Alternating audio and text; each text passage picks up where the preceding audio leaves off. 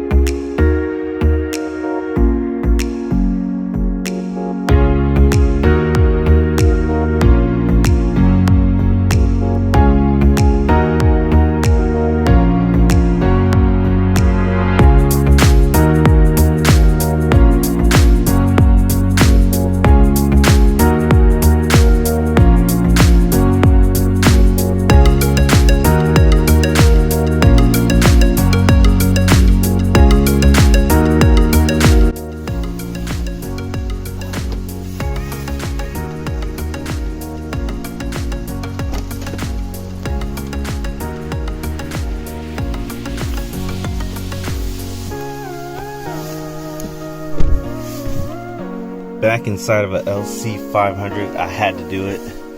This is just so sick. Look at this, how beautiful. Ah, last time we went to the car show, this was missing. This is what that looks like.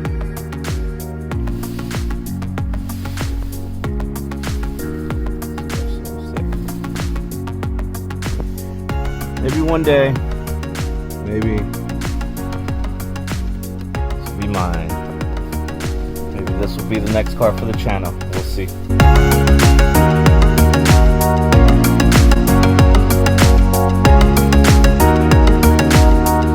Alright y'all, here at the Lexus dealership, and check out this LC500. It's so sick.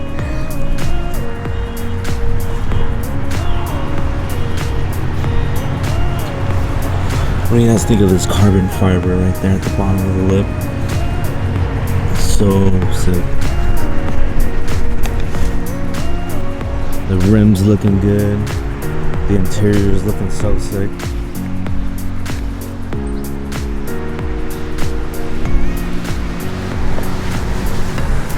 Yeah, really dope looking. What do you guys think of the color? Back in the Lexus CT200H. The maintenance is all done for it. It just needed the 80K oil change done to it.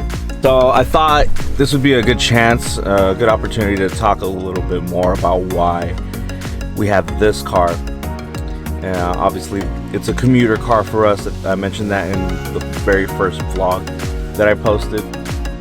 We do have a commute that can be anywhere from 45 minutes to an hour, sometimes more depending on the traffic. And we were using my wife's RX, the SUV, which is a gas guzzler. The Porsche, of course, we're not going to use that often to commute as well. And the motorcycle is just not ideal for two people to be commuting, especially with such bad drivers in this part of California, in the Bay Area. So we wanted something that is obviously good on gas. We considered the Honda Civic, which was not hybrid, but it was good on gas. And at the same time, we're looking at this car. This is a 2013, and we got it in 2016, so it was 3 years old. It only had 20,000 miles on it when we got it, and the price was right. It was about 25K, I believe. So it's not breaking the wallet. It's not breaking the bank. And it's saving us money long term when it comes to not just the gas but also the insurance. Even though it's a hybrid, it actually can move a little bit. It has this cool thing, this cool little button down here, which has a sport mode. And the sport mode, like when you're hopping onto the freeway or you need to get a little bit more oomph with the car, it'll get up there, it'll go there. And it has like this pretty cool like red background, and then the where it would normally show you the charger, the eco mode, it turns into like almost like a regular rev counter or tachometer.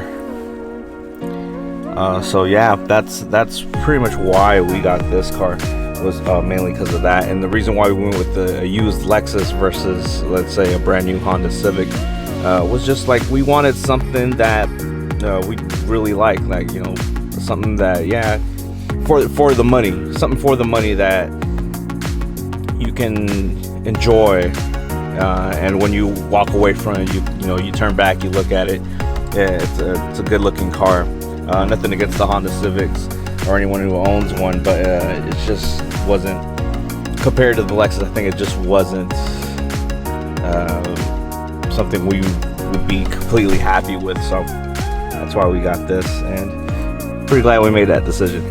But also, what I've mentioned before, we started to realize then after that, yeah, it's convenient to have an SUV, but also doesn't make too much sense when we knew that commuter car and the SUV have their purposes, and we probably should have just combined the two purposes of having a good commuter car but also a spacious car in case we need to ever carry things around. The hunt for a combination of commuter slash SUV might be coming soon.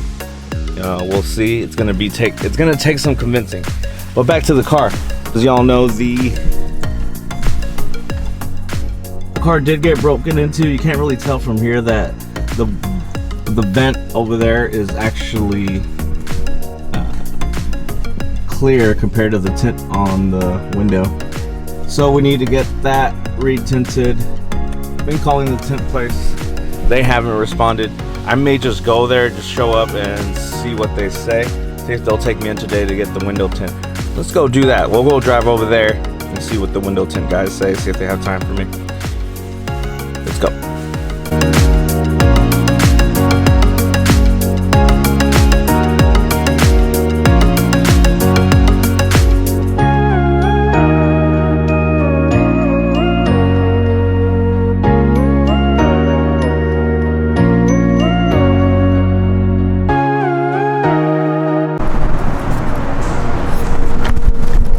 The CT's window tint is back on, and it's looking way better than it did when it had no tint.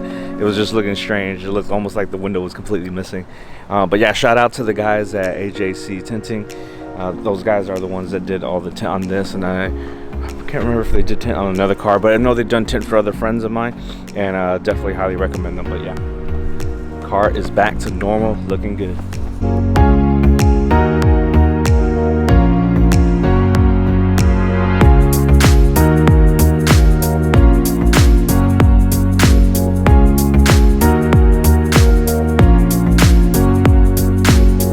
Back home.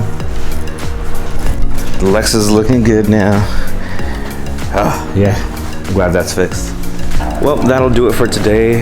Hope you guys enjoyed a short little vlog about the Lexus and why I got it, and just following me on today's little outing with it, and getting it maintenanced and also getting the window tint put back on after the car got broken into, and we needed to replace the glass and all that. So thanks again for watching. Should be putting out some content maybe related to the Ducati, or maybe related to the Fiat.